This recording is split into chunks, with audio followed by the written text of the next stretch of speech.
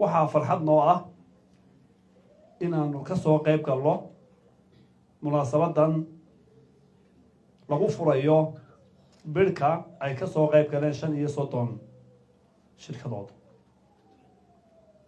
waxaa kaloo farxad noo ah in si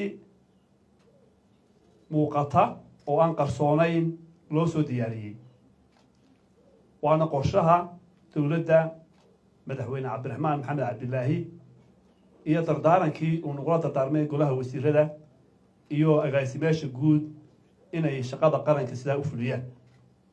waan ugu mahadnaqayaa wasiirka macalinta iyo tamarta iyo howlwadeennadiisa iyo xafiiska BIU ee wasaaradda macdanta iyo tamarta u qaabilsan mashruucan SES.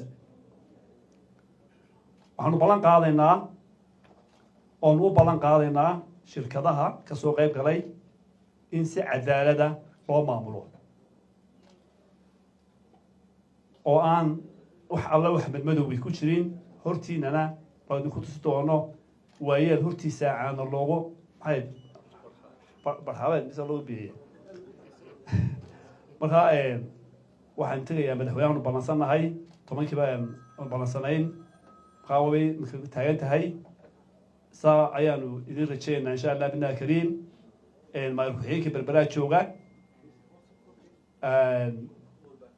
aad iyo aad baa loogu dadaalayaa inay berberi hesho koronto jaban.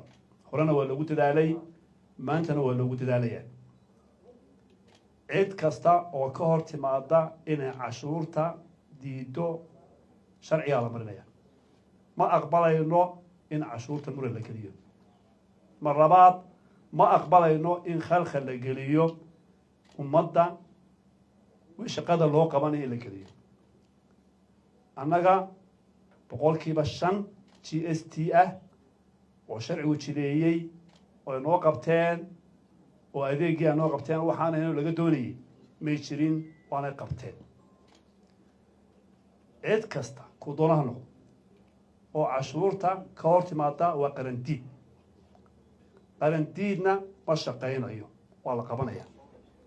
sidaasaa ka go-an dowladda dadkana in la ilaaliyo oo lacagta cashuurta laga qaadaya ay dadka ku noqoto ayaa annaka naga go-an.